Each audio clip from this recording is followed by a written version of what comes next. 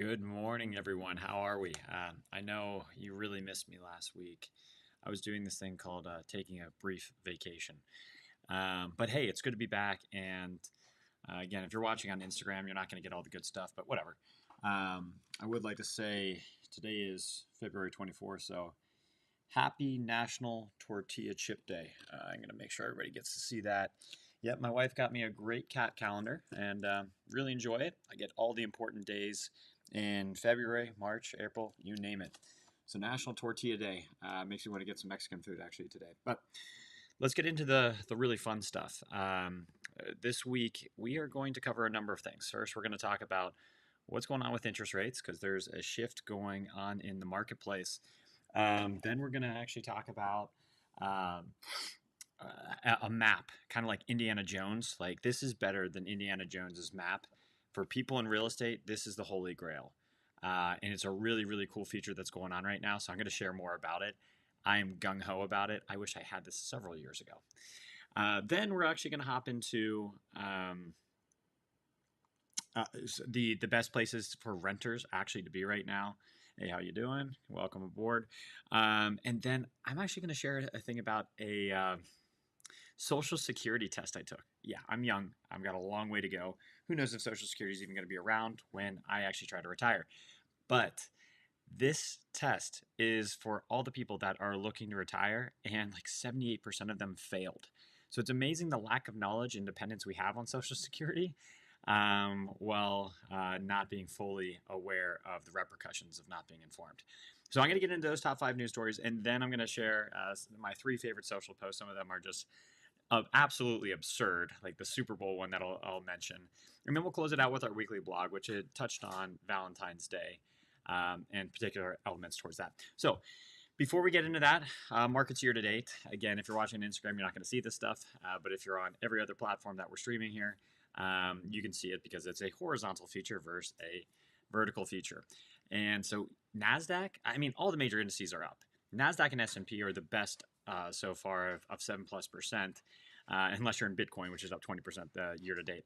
The 30-year mortgage is floating around 7, so that has crept up as the Fed funds rate sits at 5.33 still, and your prime rate sitting at 8.5%. So that's your markets year to date. Those certainly impact what we do with our money, especially in real estate and all other forms of investing. And now we're going to shift into our LinkedIn poll. You know, we do that weekly LinkedIn poll, and it's been kind of a fun one. So it's again tied towards retirement because ideally, if you're focused on investing and making money, you're probably going to want to be able to use it for your own financial freedom, which means you may not want to be working at a job that you don't like in the future. So this is a poll that I put out, and I think over 60% of people said they want to be able to retire before 60. I'm very curious as to what plans people have put in place there, but that poll is still live. So if you do want to make your vote or your voice heard, please hop on over to my profile. It's already linked in our weekly newsletter, in our weekly blog, all on LinkedIn, etc. Because I definitely want to hear what you're thinking. I personally don't ever want to technically retire, and there's been a lot of debate on the comment section about what retirement really means. I'm just saying when you are able to leave something that you don't want to do, if you're enjoying something, don't retire. Keep doing it for as long as you humanly can, because why take away joy in your life? So that was our LinkedIn poll question. Now let's get into our top 5 news stories. And the first one really is all about mortgage interest rates because, hey, a lot of people like being able to buy houses. And so it crept back above 7%. First time since December. Now it has come back down to 6.9% at the time of me talking to you right now. But realistically, interest rates have come up because there's a lot of uncertainty marked from the Fed meeting and the suggestion of inflation not being as far down as we want. And so this is just the volatility that's expected in the marketplace. The average contract for interest rate, a 30-year fixed loan, like I said, the conforming loan balance is about $765,000 or somewhere around there. And if it's increasing above 7%, that has meaningful implications for people. And as a result of that, just in the last week, mortgage applications dropped by like 10, 12%, something in that range. And that's pretty meaningful. That means less people are trying to buy a house too. Anyhow, so that's the impact of what's going on the interest rates. Hopefully, again, we get some positive indicators between now and let's say the middle of the year, which could bring down interest rates. But there's a lot of moving variables, and we just have to recognize there's going to be volatility in the marketplace until there's a better time. Okay. Alrighty, let's move on now to this is my favorite one, the zoning map. It's called Zoning Atlas, actually. This is actually a research project being led out of Cornell, but this thing is cool. Like, this is awesome. I will tell you personally, when I was doing some development up here in Boston, like going into the city records and trying to find their zoning laws of whether you're allowed to build a 3-unit or a 2-unit or a 10-unit, all these different requirements, and if it's overlaid with like a commercial sector and all that stuff, it's a pain in the ass. And the United States is just so broken apart. There's over 30,000 different jurisdictions in the United States with their own zoning ordinances. Wouldn't it be nice if you had like one centralized thing, kind of like on Google, a centralized database where if you were looking in this jurisdiction or that jurisdiction, you could have a real apples to apples comparison? That would make life so much easier from a real estate perspective and being able to buy, build, and develop certain parcels and properties. This would help solve the affordable housing issues.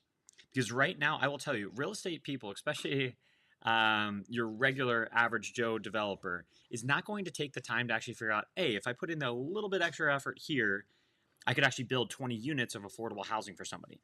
So this could actually address the housing shortages just by making it a lot easier for people to figure out, oh, okay, in this particular city or jurisdiction, I can do this. And I don't have to now dig through like old archive like records to try and figure this all out. So this is actually a really meaningful thing. As of right now, this research project is just underway. So it only has about 2,000 jurisdictions in its database. Keep in mind there's 30,000. So they're only about 7% of the way there. But if this in fact can be rolled out effectively, this would be so game changing for both real estate investors and also people looking to just have affordable housing in their backyard or for themselves. So yeah, that's the story I'm most excited about. I'm going to keep on digging into it. But while I get into that, there is a country song that I absolutely loved a few years ago. It was Luke Bryan and Jordan Davis, and the song was called "Buy Dirt," and it's a really good song if you like country. I'm a big fan of it. I'm not gonna, serenade you with my horrible voice, but instead I'm going to talk about how they were brilliant in their explanation of the importance of having a meaningful life, and that is buying dirt. And it sounds like all the institutional investors in Wall Street have definitely caught on to that, because one of the most sought after assets, you buy gold, you buy Bitcoin, whatever. The most sought after asset going on right now, farmland, legitimately buying dirt. It has jumped 231% from 2008 to the middle of last year. 231%. It has gone from 9.2 billion. What is the number? They own $16.6 billion worth of farmland at the end of 2023. That's 9.2 billion at the end of 2020. So that's just a significant jump just in the last 3 to 4 years. And why is this such a meaningful thing? Well, farmland is always going to be needed. There is about 60% of produce we're going to need 60% more produce by 2050, because guess what? The population's growing. And sure, you have hydroponic farming and all these other really creative strategies, but you're still also going to need some farmland unless people just stop eating cows and chickens and all those and pigs, which, hey, up to you if you want to do that. Yeah, there's always going to be demand for it. And so as a result of it, just in like the last decade, the cost per acre of farmland has gone from like $2,700 up to $5,500, $6,000 an acre.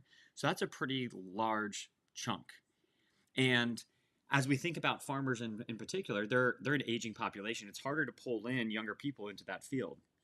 And this is also creating another opportunity then for institutional investors to come in. This is definitely getting some people upset. You actually have plenty of foreign investors also trying to get into this marketplace because, again, it has a lot of upside opportunity. But hey, if I were you, if I'm interested in making $1, buy dirt, just like Jordan Travis and Luke Bryan have said. All right, on to story 4. This is the best place to live if you are a renter in these cities. And this data is actually very interesting for people because you might say, hey, the coastal towns are too damn expensive. And you might be able to see in the graph here where your city might be. If not, again, reference my newsletter. I've got the hyperlinks into it so you can see specifically where your city might be. But with that being said, you can see that actually the number one city to live in based on several different variables, but it's really a combination of your income to rent ratio, plus all these other things like utilities, food, healthcare, transportation, goods and services, et cetera, et cetera. So it might come as a surprise, but a town in Silicon Valley has the best renter dynamics in the country. That's right, Silicon Valley. Now, again, it's not saying it's the cheapest place to live.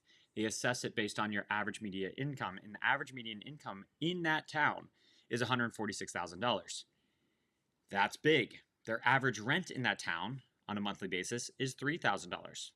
Well, that monthly rent is 76% higher than the national average. The total price for the basics of all those other things I mentioned, utilities, goods, services, food, etc., that's only 28% higher than the national average. So that is why it is actually, from a true dollar per dollar perspective, a really affordable place to live is in Silicon Valley. I know, that's crazy to say. While popular places, and I hate to say it because, again, I've been loving on them forever, my good old hometown of Cincinnati is one of those cities where the dollar doesn't go as far. So it is cheaper to live in Cincinnati, but you also have lower income salaries. And so it's always kind of like this weighted ratio of income to expenses and rental and all that stuff. So I'd be curious, check out where your city ranks. I know mine, it's right over there in the corner, Boston, Massachusetts, one of the worst. So I pick a winner, don't I? But anyhow, I found that as a very interesting thing. And if you're in one of those cities, what are you going to do to try and maximize or make your dollar go further? All right, let's close out our top 5 news stories with this one. And this is about our dear old retirees or the boomer generation. Love them to death. And, maybe we've been sold a lie. I'm not sure. But the federal government certainly has Social Security around, and there will always have to be some form of Social Security available for people when they hit retirement age. But they can legally change it, I think, up to 20 or 30%. They can reduce it by between now and whenever you want to retire. So that's really difficult if that's one of the things you're relying on as one of your primary nest eggs to have a sustainable and enjoyable retirement. Well, there's a poll out there. It's or not a poll, it's a quiz. I took the quiz. It's not as easy as you think. It's only 13 questions. How hard can it be? But yeah, 78% of respondents between the ages of 55 and 65, the ones that are going on the cusp of actually retiring. Again, 78% of respondents failed when they took this quiz. It's just absurd. How can people that are relying on this as their primary source of income not know what they're getting themselves into? So if you are near retirement age, or you're just curious to try and understand how Social Security is currently structured, again, check out the newsletter. I've got a link to that quiz. It's tough. There's a lot of moving variables that people just are not aware of. So anyhow, that is closing out our top 5 stories for the week. It is it's now kind of the shifting time in this live session, which again, we'll just load this up to the cloud later. If we talk about our 3 favorite social posts. And the 3 favorite social posts that we have, I'll start with this one. Let me pull him up.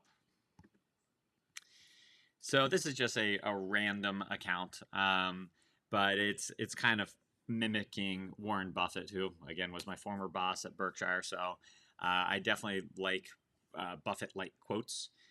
And all they're talking about is when it's time to work, work. When it's not time, when it's time to rest, rest. Don't intermingle the two. And what they're really just focused on is we exhaust ourselves, legitimately exhaust ourselves, and just always feel like we have to be working. If we're doing that, we have no time to rest and relax and let our mind just unwind. That's only going to lead to more stress and anxiety. So work your ass off 100%, but don't work your ass off 100% of the time 24/7. You've got to relax it. Spend some time with family. Go out to drinks or food with friends. Take your dog on a walk. Like, do anything, but don't do everything at once from a work standpoint, you will lose your mind. So that's one thing I just wanted to hit on because I thought that was a good reminder that for all of us that are hustling out here in the world. Reminder number two, and this guy I really like his stuff. So he is a real estate investor, and all he's talking about is, listen, if you're trying to make good money in the marketplace, don't be complacent. Like that's the biggest thing. It's you got to get outside your comfort zone. You have to recognize, hey, you're making good money now. You can make more money even better in the future, but you've got to actually get outside your comfort zone, learn new skills, keep talking to people, keep networking, because it's by having those true connections with people that you can find more opportunities for each other. That's all it's about. And I thought that was a really good reminder. So thank you, Hugh Meyer, for that. I appreciate that. I know you're a real estate guy. Yep. It's good to invest in real estate. So I'm with you on that. My final, and this is my favorite one. This is just absurd. Absolutely absurd. I don't know if you guys watched the Super Bowl. I certainly did. I think 115 million people did. So there was a streaker on the field during the game, and of course we didn't see it. But the Super Bowl streaker, turns out he placed a $50,000 bet. And that bet was that there would be a streaker during the Super Bowl. So who decided to streak? The guy that placed the bet. And what was his return on investment for that? He got fined $1,000, but he made $374,000 on his bet. That means he made a net profit of roughly $320,000. So would you do that if you were then just given a misdemeanor for streaking on the field and maybe not allowed to go to another NFL game for a little bit? I mean, honestly, $324,000 is a lot for a $1,000 penalty. Ooh, gosh. But I love that. That's ingenious, and I'm sure there's a lot of bookies right now that are restructuring their legal terms and agreement on placing a bet and having you be the one making that bet go one way or another. So yeah, I just absolutely love that. I thought that was a crazy story and had to share that with you guys. All right, let's get into our final part of the wonderful time together that we have here on a weekly basis. I know I took off last week and you guys definitely missed me. But last week, or the prior week, was Valentine's Day. And so our weekly blog was centered around Valentine's Day. And, I gave you the backstory on Valentine's Day, how it came about during the Christian and Roman Empire. And this is when you had saints like Valentinus and Valentine all getting involved in helping people have marriages that were otherwise illegal, etc.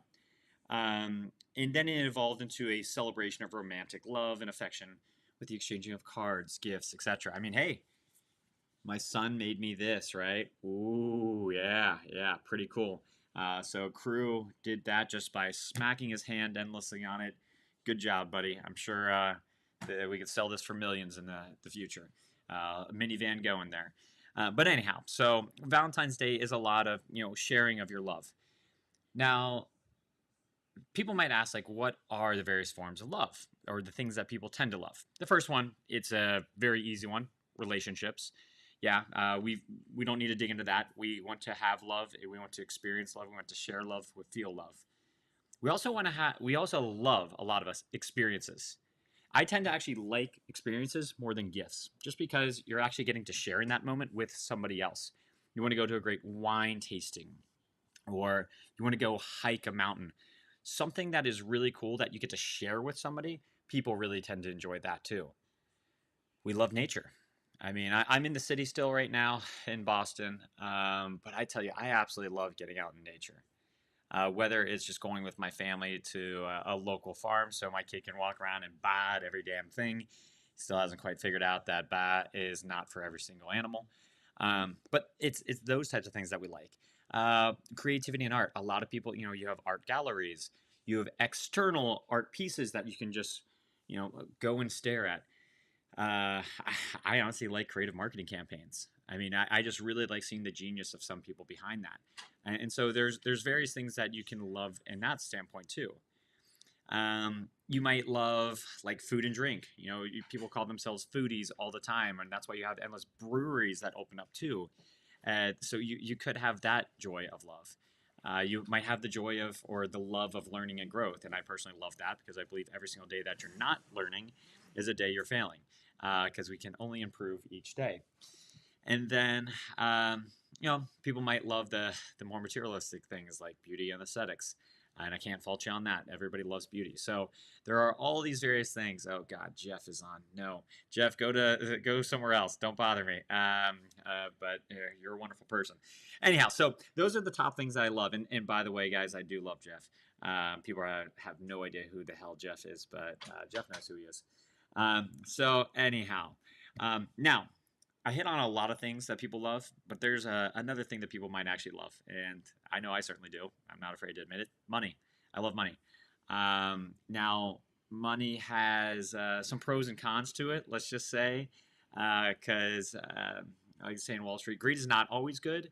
A concentrated on, yeah, Jeff, it's a different platform. You should never be watching on Instagram. You're an idiot, Jeff. So if you want some good stuff, Jeff, get on over to LinkedIn or YouTube or Facebook. Don't be on Instagram. Oh, God, now Mel's joining. But anyhow, so here's the 4 things that I think are pros of loving money. The first is it gives you financial security. That's a no-brainer. Damn it, Jeff. Motivation. It certainly gives you the ability to hustle harder because you have that materialistic factor of trying to figure out, like, okay, I need this money to make my life a little bit better.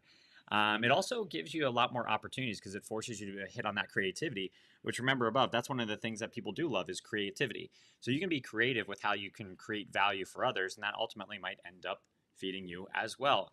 And then it does give you independence. I love nothing more than having financial freedom, because when you have financial freedom, you don't have to be bowing the knee to somebody else.